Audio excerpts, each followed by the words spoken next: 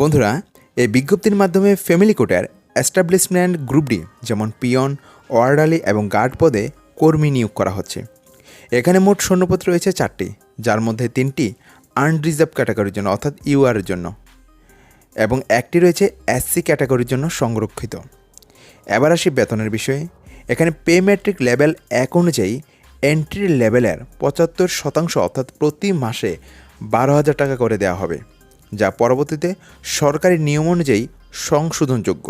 তো এই পদের জন্য শিক্ষাগত যোগ্যতা অত্যন্ত সীমিত রাখা হয়েছে। আপনি যদি যে কোনো স্বীকৃত বোর্ড বা স্কুল থেকে মাধ্যমিক বা সমমানের পরীক্ষায় পাশ করে থাকেন তবেই আপনি আবেদন করতে পারবেন। এবং বয়সের ক্ষেত্রে সাধারণ বা ইউআর ক্যাটাগরির প্রার্থীদের ক্ষেত্রে বয়স হতে হবে 18 থেকে 40 বছরের মধ্যে। তবে সরকারি নিয়ম অনুযায়ী এসসি এসটি সরকারি কর্মচারী এবং যারা হ্যান্ডিক্যাপ প্রার্থী রয়েছেন তাদের ক্ষেত্রে কিন্তু 5 বছরের ছাড় দেওয়া থাকবে বয়সের ক্ষেত্রে সেটা। তো এবার দেখে নেওয়া যাক সিলেকশন প্রসেস এবং সিলেবাস কেমন থাকছে। নিয়োগের জন্য প্রথমে 75 নম্বর একটি লিখিত পরীক্ষা হবে, যার সময় 2 ঘন্টা এবং সিলেবাসটি 3টি পার্টে বিভক্ত।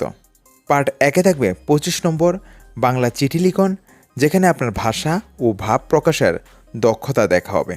পার্ট 2-তে রয়েছে এখানেও 25 নম্বর হ্যান্ড রাইটিং টেস্ট, যেখানে ইংরেজি ও বাংলায় 60টি শব্দের প্যারাগ্রাফ দেখে দেখে লিখতে হবে। পার্ট 3-এ রয়েছে 25 নম্বর, এখানেও রয়েছে 25 নম্বর জেনারেল নলেজ ও কারেন্ট অ্যাফেয়ার্স। লিখিত পরীক্ষায় পাশ করলে 1.6 অনুপাতে প্রার্থীদের 25 নম্বরের ইন্টারভিউ বা ভাইবা টেস্টের জন্য ডাকা হবে। তো অনলাইনে আবেদন প্রক্রিয়া শুরু হচ্ছে আগামী 20 জুলাই 2026 সকাল 11টা থেকে এবং আবেদনের শেষ তারিখ 10 আগস্ট 2026 বিকাল 5টা পর্যন্ত। আবেদন ফি হিসেবে সাধারণ যারা ক্যাটাগরি রয়েছেন ইউআরের জন্য রয়েছে তাদের 300 টাকা করে দিতে হবে এবং যারা এসসি এসটি রয়েছেন তাদের জন্য 150 টাকা করে নির্ধারণ করা হয়েছে, সেটা পরীক্ষার ফি রয়েছে।